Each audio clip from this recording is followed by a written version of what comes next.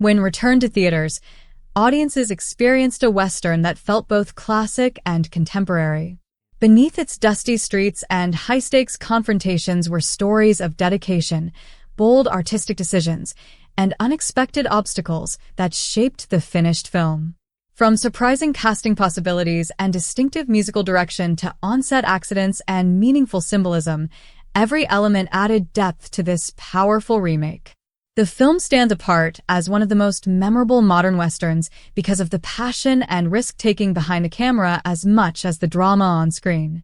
Director James Mangold had carried the story with him since he first watched the 1957 version at age 17. Its themes of honor, sacrifice, and the fragile line between justice and outlaw life left a lasting impression that would later influence his career. When he was given the opportunity to helm a new adaptation, he approached it not as a routine studio assignment, but as a personal mission to reinterpret a formative story for a new generation. Rather than leaning on nostalgia, he aimed to recreate the emotional intensity he felt in his youth. At a time when audiences were skeptical of remakes, Mangold focused on crafting a film that respected the original while confidently standing on its own. Drawing from the short story by Elmore Leonard, he emphasized character complexity and moral struggle over spectacle, ensuring the remake felt meaningful rather than opportunistic. Casting could have taken the film in a different direction, as actors such as Tom Cruise and Eric Bana were reportedly considered before the roles ultimately went to Russell Crowe and Christian Bale. Crowe brought charisma and unpredictability to the outlaw Ben Wade, while Bale portrayed Dan Evans with restrained determination and quiet desperation.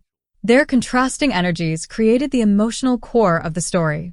Mangold also fought for final cut rights, an unusual privilege for a Western remake, ensuring that the pacing, tone, and moral complexity remained intact without studio interference.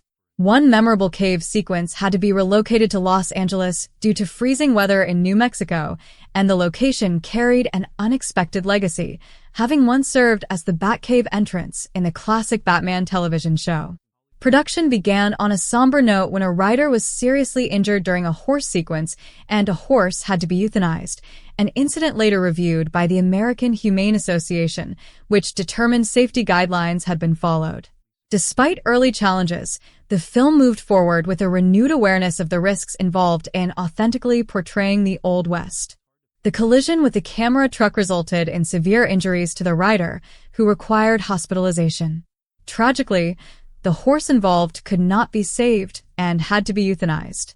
The American Humane Association, responsible for overseeing animal welfare in film productions, promptly conducted an investigation.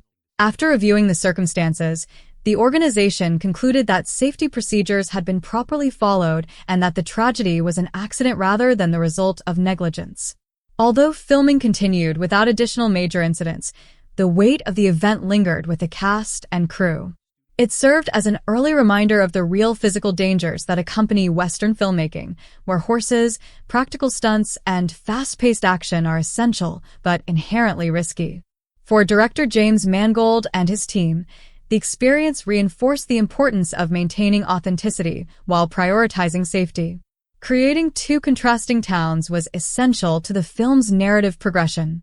The production crew transformed Bonanza Creek Ranch in New Mexico into the modest town of Bisbee, where Dan Evans lives. Its quiet and rural character reflected Evans's humble circumstances as a struggling rancher supporting his family. Meanwhile, the town of Galisteo was redesigned as Contention City, a rough and dangerous hub filled with saloons, gambling dens, and looming threats. This setting hosted some of the story's most chaotic and suspenseful moments. Details such as uneven wooden storefronts and mud-covered streets heightened the sense of disorder awaiting Evans and his posse as they approached the train depot. These carefully designed locations became more than mere backdrops. Bisbee symbolized duty and home, while Contention City represented temptation, violence, and the brutal truths of frontier life. Unlike many productions whose sets vanish after filming, much of what was constructed remained standing. A significant portion of the large-scale structures built in New Mexico were preserved, effectively transforming a temporary movie town into a lasting site. Local authorities supported the decision, recognizing the potential for tourism and future film projects. With an expansion costing roughly $2 million, the preserved set became a tangible piece of regional film history. For fans of the Western genre, it offered a lasting physical connection to the movie's world. The film also received recognition from the Academy Awards, earning nominations for both sound mixing and original score. The sound design vividly captured gunfire, hoofbeats, and tense silences that define the atmosphere. Composer Marco Beltrami earned acclaim for his innovative score, blending traditional Western instruments with unexpected sounds such as processed tones and the ticking of a grandfather clock. He developed 3 primary musical themes tied to Dan Evans, Ben Wade, and Charlie Prince, weaving them together as the narrative built toward its climax. The score became an invisible storyteller, amplifying emotional conflict and tension throughout the journey. The film's release strategy also played a key role in its success.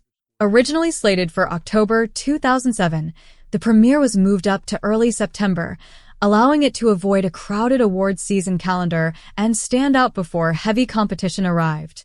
Produced on a budget estimated between $48 and $55 million, the movie ultimately earned around $71 million worldwide. While not a blockbuster, it performed solidly for a Western at the time and later gained continued appreciation through home viewing. Beyond its production and reception, the film is rooted in literary history. It began as a short story by Elmore Leonard, first published in 1953 and adapted into a classic 1957 film before Mangold's 2007 reinterpretation. The screenplay evolved through contributions from multiple writers who expanded character depth and heightened psychological tension while preserving Leonard's core themes of morality and courage. The supporting cast added further strength. Peter Fonda brought gravitas as Byron McElroy, Ben Foster delivered intensity as Charlie Prince, Gretchen Mol grounded the story emotionally as Alice Evans, and Logan Lerman portrayed William Evans with convincing inner conflict. At the center, Russell Crowe and Christian Bale created a dynamic contrast that elevated the narrative beyond a simple clash of good and evil. Visually, cinematographer Fedon Popmichael captured sweeping desert landscapes alongside intimate close-ups, blending grandeur with emotional immediacy. The dusty color palette and natural lighting reinforced the sense of hardship and realism. Subtle symbolic moments, such as Ben Wade's whistle to his horse at the conclusion, added thematic depth, suggesting freedom, loyalty, and moral ambiguity, demonstrated that the Western genre could still resonate in the modern era.